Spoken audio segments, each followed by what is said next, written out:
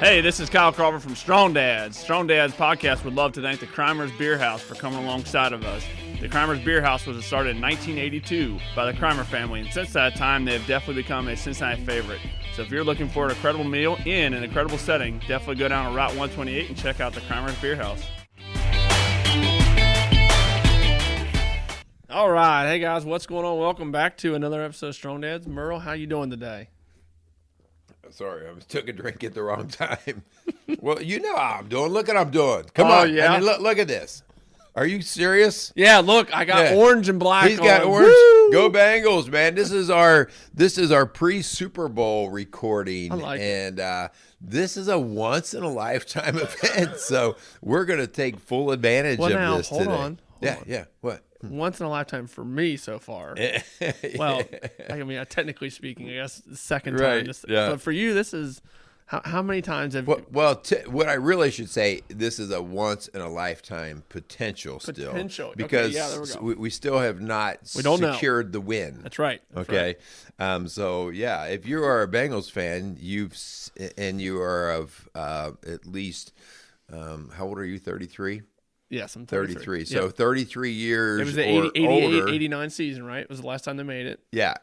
And so, you may have seen the Bengals participate in a Super Bowl game, but no one on the history of the planet, no one in the history of the planet has ever seen the Bengals win a Super Bowl. And so will it happen? We are all fired up here in the Cincinnati tri-state area. So yeah, I think we're going to get into some kind of cool odds and ends stuff about the Super Bowl and the some of the cool stats behind it. It'll be fun. We're gonna kind of hang out. Lighthearted today. Yeah, lighthearted. We're gonna act like we know what we're talking about when it comes to right. Yeah. I mean, we're gonna go with it. We're gonna talk about the other themes too here. The themes of winning. All right. What winning does. All right. Okay? I love it. All right. Let's thank a couple of our sponsors, and then I do have an announcement I want to make. But go ahead. All right. Sounds great. Strong Dads. We would love to thank the Crimers Beer House for coming alongside of us. Located down on Route 128. Go down there, check them out.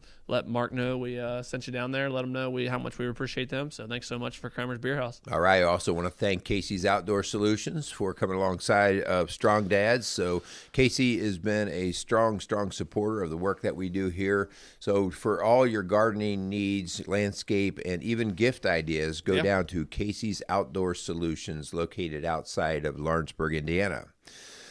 So I do have an announcement, and I've said something in one of our previous shows, but we're really driving kind of hard on this now. So I think I told you that one of our things that we wanted to do in 2022 was to launch our Rock Solid Marriage program that Linda and I are putting together. And so that's what we're doing. We are actively now launching the Rock Solid Marriage program. So here's my call out. We are starting the pilot program, and we are looking for couples. We're looking for couples who would be willing to go. This is an online marriage program where we go through 7 stages of building your marriage. And so we kind of make the analogy to like building a home, the different things that we have to put in place and how we put them into place in order to build that marriage. Okay.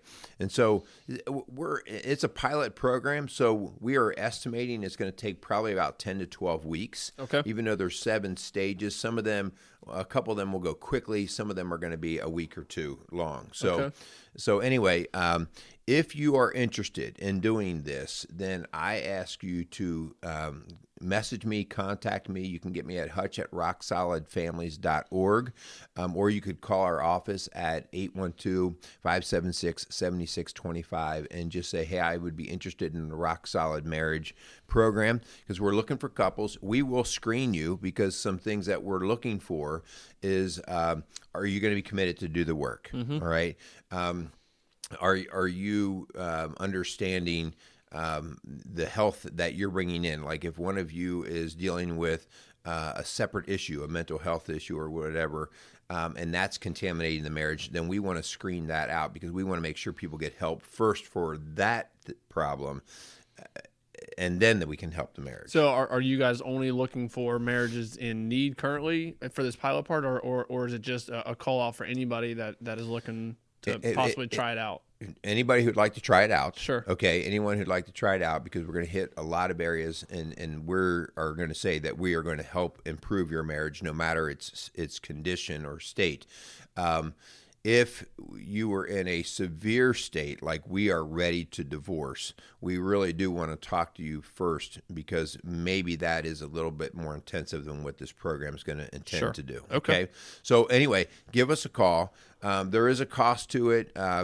This is a $2,500 value, and when you'll understand that when you go through the number of sessions you'll have, the tools that you'll get, all of the different Q&A sessions that we're going to make available, all the resources we're going to give you. But we are doing kind of a pilot program offer at $749. And again, if the money is a big sticking factor, just still give us a call. There are some ways that we can help with that, because we really just want a good quality group to start with that will help. We can help and they can help us. Good deal. All right. I like it. So I like the call out. I like the little housekeeping we had to do there. That was good. So moving on to the Super Bowl, Merle. So I know in our last show you had made mention that your knees hurt because of jumping on and off the bandwagon so much. So it was you had sent over this article from CBS Sports, so they came up with 56 things to know about the Super Bowl versus the Bengals and the Rams. And as I'm reading through these, I realize that I'm not a Bengals fan because I know very little about this. So, I think maybe you guys out there, maybe here in the Cincinnati tri-state area, you maybe have found yourself jumping on and off of that bandwagon every once in a while. Yeah. And I think part of it is because the Bengals have not been very successful. Yeah. So let's talk first about why it's important to go after a winning life. Mm-hmm. Okay.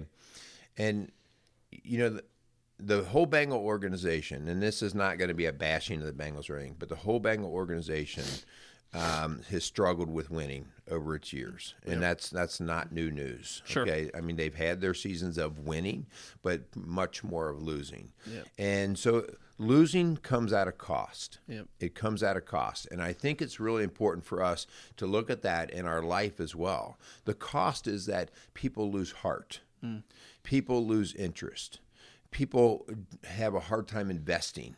Yeah, and so whether it's the Bengals or whether it's us in our own personal life, if I'm in a bad trend of losing and I don't do the right work, to start to turn that around, people around me, even myself, I'll lose interest. And then you start to get sort of that muckiness, like, oh, I don't know. I don't even know if I want to invest in this. And you get a very lukewarm crowd base. Yep. Okay. And so that's kind of what the Bengals have had to deal with.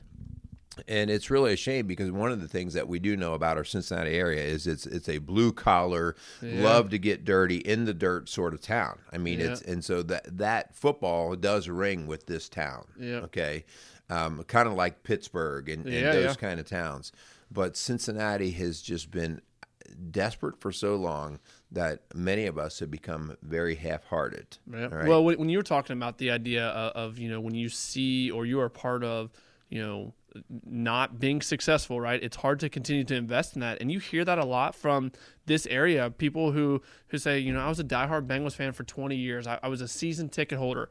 And then, you'll hear accounts of people saying, and it from the outside looking in, again, not part of the organization, it did appear as if winning was not a priority. Winning didn't appear to be something that was and again, I know that those players that were part of the organization obviously wanted to win. I don't know any professional athlete on the face of the planet who would say, I didn't want to win. Mm-hmm. So I don't want to take that away, but I think it's hard because when losing becomes the norm, you almost lose a sense of urgency, or you lose a sense of pride, right, amongst yourself to want to get better, because it's just, for so long the Bengals have not been good. Yeah. Right. And this town, this city has kind of almost shrugged their shoulders at some point, right? And you're just like, well, it's just the Bengals, what about next year, right? Yeah. And that become the mantra of the city. Oh, there's always next year. And it's hard because you do lose that sense of wanting to invest in in a losing entity, right? Which the same could be said about most things in our life, man. If you find yourself stacked up and it's just, man, you're getting beat down time and time and time again, it's hard to put on, strap up your boots and go to work, right? But what it takes is putting the right things in place and actually investing in something that is hard at the time to do to get the results that we're obviously seeing now with the Bengals. They invested in, they brought in a quarterback, they brought in some wide receivers, they got a new head coach, right? And even with the new head coach, there was still some rocky years. Those first 2 years, I know. 2 years ago, they had there were a two game, or they won 2 games that entire season. So and I think that goes to show, even when you make changes, even when you are enough is enough, the buck's going to stop here. Yeah. It's not just going to be an immediate change, right? You're not just all of a sudden just going to start winning. Yeah. And it's, the idea here of, you've said it in our last show, winning solves a lot of problems, all right? Winning cures all. And we need to understand that, because winning, it makes us want to invest. It makes us say, this is worthy.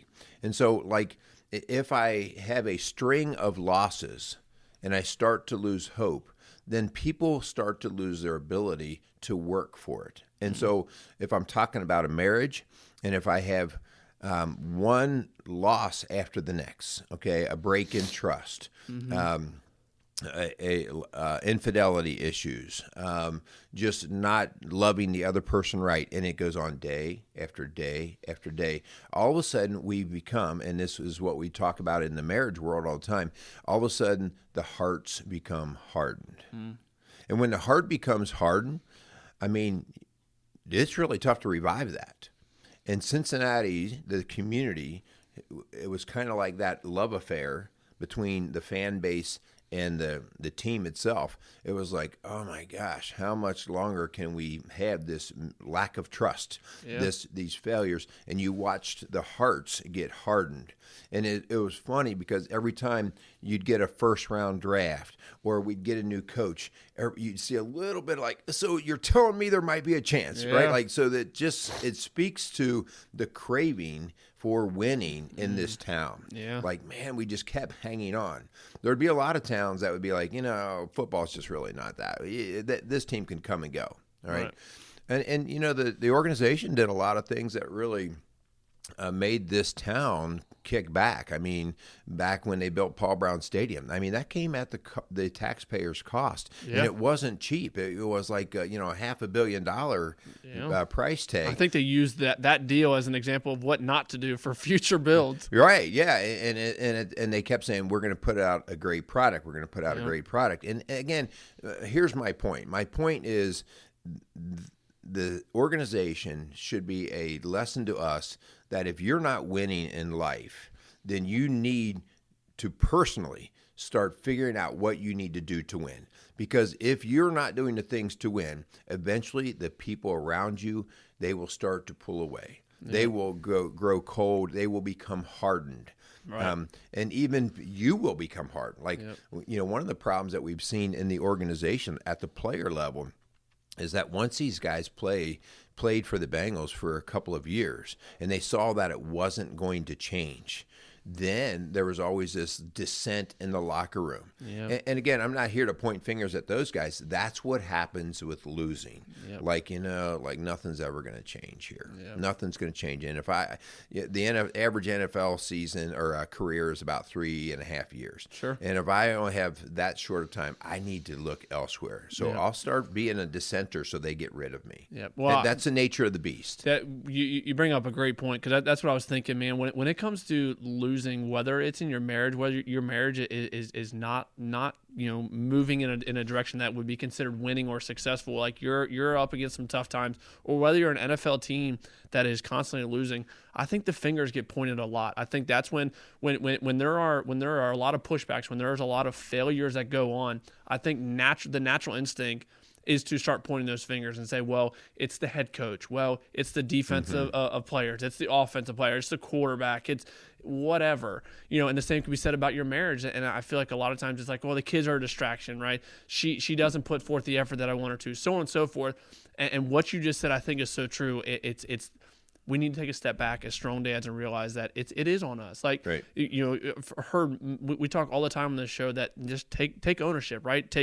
Own the parts in which you can, change in your marriage. So if your marriage is failing, man, instead of pointing those fingers first, how about we take a step back and say, it's on me. A while ago I heard, I think it was George W. Bush Jr. talking about his dad and said one of the best things that his dad ever did was, as a leader, when there was successes, he gave the credit to other people. When there was failures, it was on him. Yeah. He said, the buck's going to stop with me. And I think, man, if there's one way to lead, I think there's so much value in that statement, that when there's failures, when your team is losing, it's on me, right? And I'm not saying there's not other people responsible, but Right. the buck's going to stop with me. I'm going to take the brunt of the ownership, right? And when there's successes, I'm going to give that to other people. Like, man, they help rise this team to where it is now. It's not a single person that's contributing to it. It was a collective.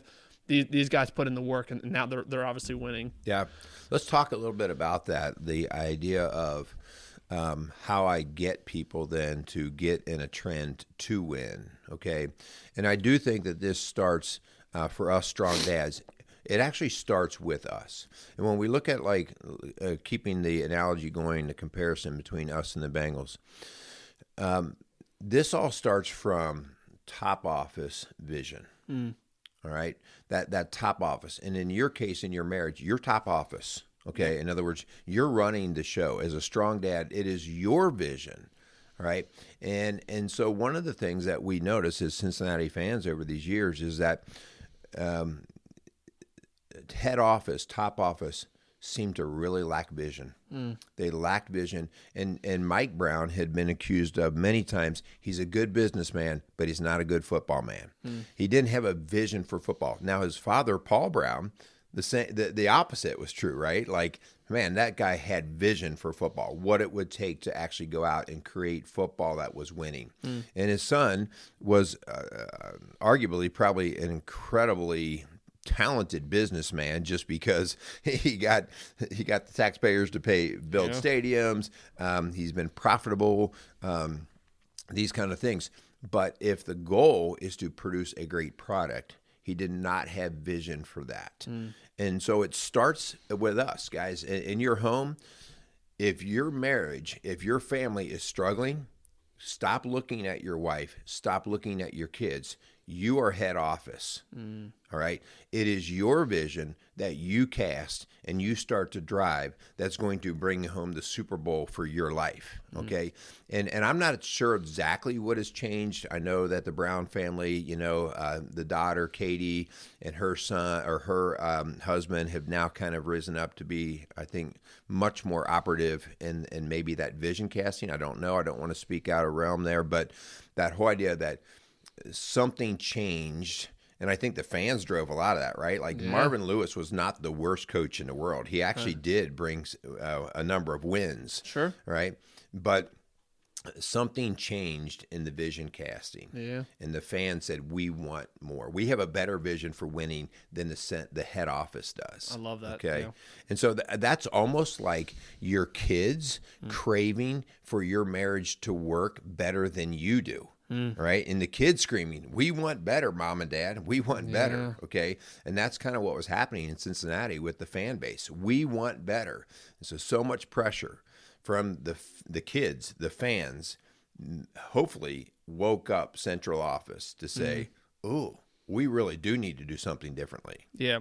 So I got a question for you. So this idea of the vision and that I in order to have or begin the process of winning, there has to be that vision, right? So I've never once or never been a fan of moral victory. So if you lose or something, as far as in a sports world, what do you think? Because I think for any organization, any marriage, there's going to be failures, right? Right. We're going to have the failures. What do you think? How do we find that balance between failures being positive in the sense because we can learn from them, and versus always having success? Which I don't know any marriage on the face of the planet that has a string of successes for the life of the marriage, right? So I think there's definitely that balancing. But how when you go through coaching sessions and you do see marriages that are failing. Like, how do you bring light, or how do you bring positivity to those failures? Because I think there's got to be positive. Like, we got to move forward from them. It's I call it game film. It's game film day, and so we in our early sessions we have to review the game film. And I make marriages is I make that couple go through and say, I want you to review with me. I don't even know you guys. Review with me some history, okay? And then I say, okay, tell me some things that have absolutely gone off the rails. Yeah. So that's basically like the day after. That's the Monday film day where you're looking at the guys and you're all watching the same film and you're saying, oh, I fumbled. I missed a block, okay? And so that's kind of the come to Jesus meeting. And so part of marriage coaching, and that's why we do coaching rather than counseling.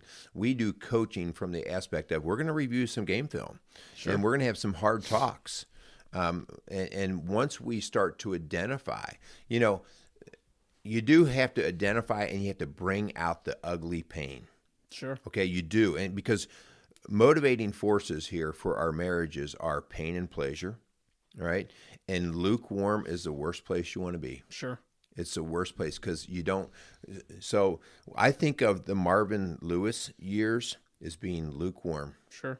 Not necessarily good, not necessarily bad, just good enough. And so if I'm just good enough, I really don't have any pressing need to make a change. And that's where a lot of marriages sit. And so if they finally come to the point where they come to Linda and I for help, we're going to go in and look at the bad and really try to shine a light on it to say, okay, how much pain did that cause you? Is that what you want to keep repeating? Because you have to make that intense. Intensity creates emotion, and emotion creates drive. Drive to do something about it. Sure. Okay? And so if you're always at a 500 season, I can hang here. Like, at least we're not the worst. Those are the things that start happening in your head. Yep. Right? And so, anyway, the point would be we have to shine that light on the losses. Meaning we got to go after them. We got to go after the mistakes. And then say, okay, now how do we handle that differently? How do we turn that mistake into something better and we win? Yep. I love it. So as we kind of keep moving through this show, so I made reference to this. You had sent over the CBS Sports, came up with 56 things to know about the Super Bowl. So when you read through these, realistically, no BS here, how many of these 56 things did you know? I knew about half. I knew about half of these things. A lot of them were, just like as soon as I read it, I went, oh yeah, I knew that. I knew that. But a lot of them I'm like, okay, that's fine. Yep. Okay. Some of the more obvious ones was just that the Bengals have only been to the game two times. Two times, yep. Okay. This will be their third time. Right. And I think the Rams have been there, is it 4 times? I think 4, yep. They've been there 4 times. Okay. The Rams have won 1 Super Bowl. Yep. All right. And we have won none. Now, see, and this is kind of the part with they're now the LA Rams, right? They didn't used to be the LA Rams. So they didn't used to be the LA Rams. So, right. So technically speaking, I don't know if I guess because they still carry the Ram name, I guess we'll allow it, right? Because I think the one stat I was reading, something about when the last time the Bengals were in, like the Oilers or something, like there was some team that's not even around, right? The Oilers, yep, yeah. Do you remember them? I do. Heck yeah, I remember them. Yeah. So let's take a look at, everyone's talking about Joe Burrow. Yeah. Okay, so Joe Burrow, some of the things in here with Joe Burrow, he's in his second season. Yep. Very young guy. He didn't even complete his first season because he had a knee injury halfway through that season, which took him out. Spent the entire year rehabbing, all these kinds of things. But let's look at him for just a second, okay? Man, that guy's getting a ton of pressure. Yep. Some of the stuff that they're saying about him, he's the next Joe Namath, right? He's the next Tom Brady. Yep. He's going to carry the torch. Joe Cool. Yep. All of these things. What is your thought on that? I mean, he's 23, I think, 23, 24 years old. Yep. And so what would you do if you had that kind of national pressure on you at that age? I think he's 25. I just read 25. Okay, 25. If I had the crazy thing is the dude has been knocked down before, right? He 9 sacks in one. Well, there is that, but I'm talking like in college. You know, he was at Ohio State and wasn't he wasn't performing and obviously wasn't playing, right? Yeah. So he transferred to LSU, and I think, man, I'm rooting for this dude because he's been knocked down, right? Yeah. And then he goes on, he wins a national title, he wins a Heisman, and now has the potential to win a Super Bowl. Will be the first person ever to do that. Right. That's pretty cool. I like guys who kind of have a little bit of swag, who has that like. I'm here to win, right? That's right. what I'm here to do. I like guys like that, and he has. I think I said in the last show, he has like this perfect amount of swag, I think, for this area. But man, if I put myself in his shoes, which is hard to think, on top of how much money the dude is gonna make and is making, if I put myself in his shoes, I'm nervous as hell right now. I'll be honest, Merle, because if I look at some of the dudes on the LA Rams that are coming after me, the Donalds and the Von Millers, whoo boy, them boys are thick. They can't wait to knock his Joe Cool down to a new level. Yep. All right, because I can see the first time he gets sacked by one of those guys that they stand over top of him and like, ain't so cool now, Joe, is it? You know, that kind of thing. And because those guys have been around for a while, right? This is Joe Burrow's second year in the NFL. I think there's the get some time on the job kid type mentality. That's right. Yeah. Like, I'm gonna knock you down and like, oh, you think you're gonna get back up? I'm coming right back here to knock you down again. So yeah, I'm nervous. I'm nervous as can be right now if I'm Joe Burrow. So that's kind of how I feel like. You know, I love the excitement that's creating, and we're getting just a lot behind him. And he's handling interviews, it seems, pretty well at this point. Yeah. But you know, when you get out on that big stage like that, you can win big, but man, you can fail even bigger, right? And so that's the thing that a young guy like that, any of us really, but he's actually in the opportunity. You really have to know, okay, like, what's my system? My support system going to be? How am I going to make sure I don't burn bridges, right? The last thing you want to do is come out all cocky like you're the man and then somehow isolate yourself from your team, right? You really have to stay connected. Like, no, I did not win this. We won this, right? And so, think how hard it would be at 25. You have had an incredible amount of success. At 25, you put yourself in his shoes. You are that guy. I mean, the one press conference, he's got the big jewelry. Like, I think the dude's got a perfect amount of swag. But, I mean, if I put myself in him at 25 and having this success, I mean, I'm on top of the world, right? There's nobody that can beat me, right? Von Miller, watch this, bro. You know? I mean, I can see that mentality coming out as well. You know what I like about him? So one of the things I have always been turned off on are guys who are constantly running their mouth about how great they are. All right, bringing a lot of attention to them by seeking it verbally. So, you know, they're always running their mouth. They're saying how great they are. And he does not do that. Now, if you ask him, he's going to tell you, but he doesn't constantly grab the mic and have to be shouting and yelling. So and I think that you said he's got the perfect amount of swag for this area.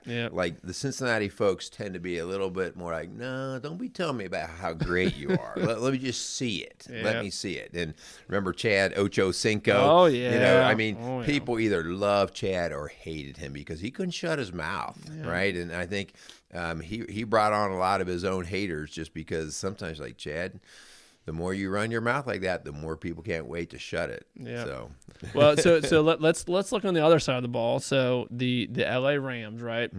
So one thing I didn't know this, Matthew Stafford, who is the quarterback for the LA Rams, was a former number 1 draft pick. I actually didn't know that. So obviously, you know, for those of you who don't know, maybe I'm assuming most people probably do, Matthew Stafford came from the Detroit Lions, right? Right. So anybody who doesn't know, the halftime show is going to have Eminem, right, who was also or is also from Detroit. So I heard something that says that this will be the closest Detroit has ever come to a Super Bowl, having Matthew Stafford and Eminem at the Super Bowl. But man, Matthew Stafford has gone through a lot of failures, right? He played for the Detroit Lions, who have never made it to a Super Bowl. And I did hear that they were saying, like, if you never want a home team to host the Super Bowl, put it in Detroit or Houston, or I think there's like 4 teams that have never played in the Super Bowls. But man, I think this dude, I'm rooting for him. I like Matthew Stafford. I think it's cool, his story. LA invested in him, traded a lot of picks to get this dude, and he showed up, right? And they got a great team behind him. Oh yeah. But I think it's cool to see a guy who's late in his career, who is finding success that he's never had before, and he's like immersed in it, right? This dude is all in. I think it's pretty cool. I like the dude. No, he's really cool too, and I like that too. Like, he came from his own bumps and bruises, and he seems to be a very humble guy. So that just comes across really well. And like I said, he's hungry now too. I mean, when you come from Detroit, just like when you come from Cincinnati, you tend to get hungry because you're tired of the mediocre, you're tired of the losing. How about this guy? How about Andrew Whitworth? Yeah. All right, Andrew Whitworth. I mean, spends his pretty much all of his career. I didn't even think about at Cincinnati, and now Andrew, he's 40 years old. 40 years old, and I've been following him a little bit, and he just, even though he's a big dude, I mean, he's 330 pounds and like 6'6" or something crazy, and he's got an arm span that looks like some kind of some eagle or something. But this whole idea of how the interview I saw with him was just so gracious towards the Bengals. He was like, I just have to be honest. If the Rams were not in this, I would be all Bengals. Like, because I still love that team. I love those guys. And he was just talking about how he can't wait for those guys to get out there, like during practice time and stuff, and just hang out with them. But he is so smart.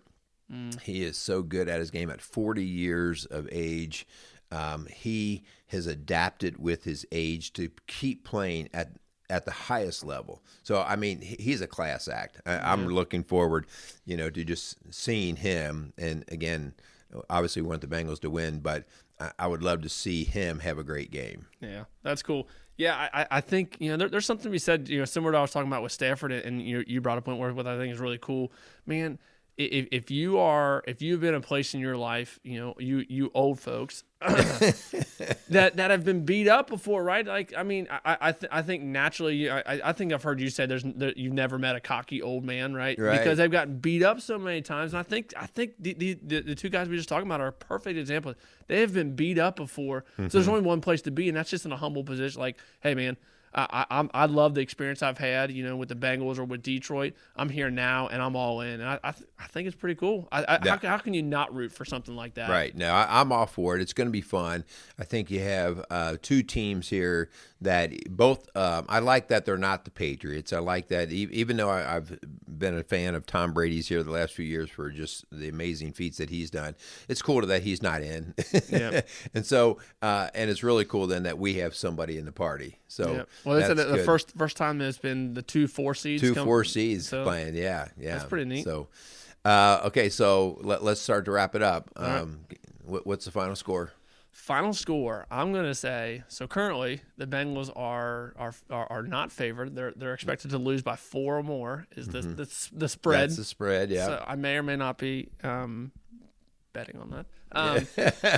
I'm going to say, bold prediction here, I'm going to say 23-20 Bengals win. Oh, okay. All right. Well, good. So what about you? What do you got? I'm actually probably pretty close in your park there. I was going to say 27-24 Bengal win. All right. Yeah.